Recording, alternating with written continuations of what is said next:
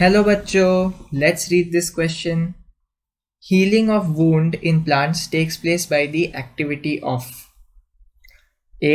Ground tissue, B. Callous deposition, C. Secondary meristem या D.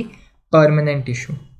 इस question को solve करने का की कॉन्सेप्ट है मेरिस्टेमेटिक टिश्यू और उनके टाइप्स को समझना। हमारे पास जो मेरिस्टेमेटिक टिश्यूज़ है वह कुल दो टाइप्स के होते हैं। एक तो होता है हमारा primary meristems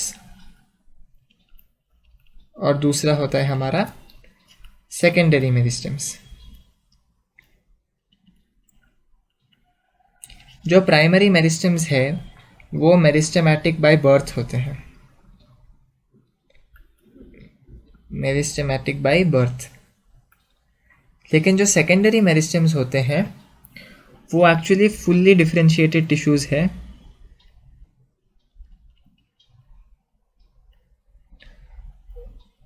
which become meristematic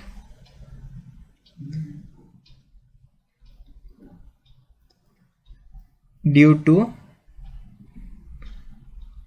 a need। वो नीड क्या हो सकता है?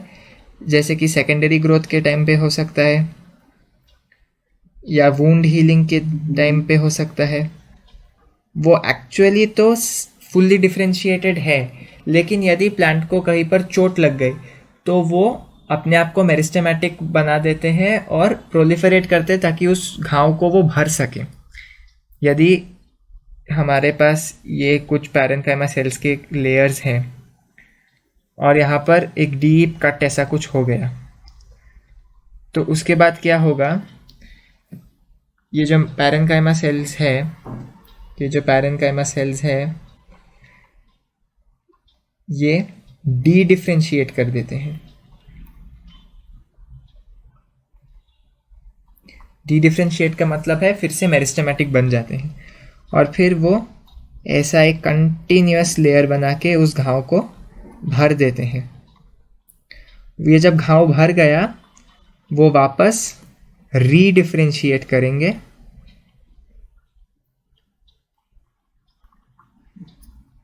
रीडिफ्रेंशिएट करके वो फिर से ऐसे पैरेन्काइमा के सेल्स बन जाएंगे।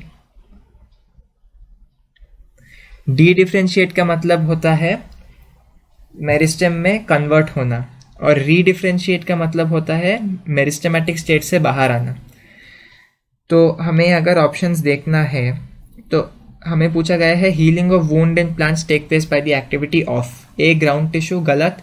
बी कैलोस डिपोजिशन, ये भी गलत। कैलोस डिपोजिशन एक्चुअली सिर्फ और सिर्फ सीव ट्यूब के वुंड हीलिंग में काम आता है। ये सिर्फ सीव ट्यूब के वुंड हीलिंग में काम आता है।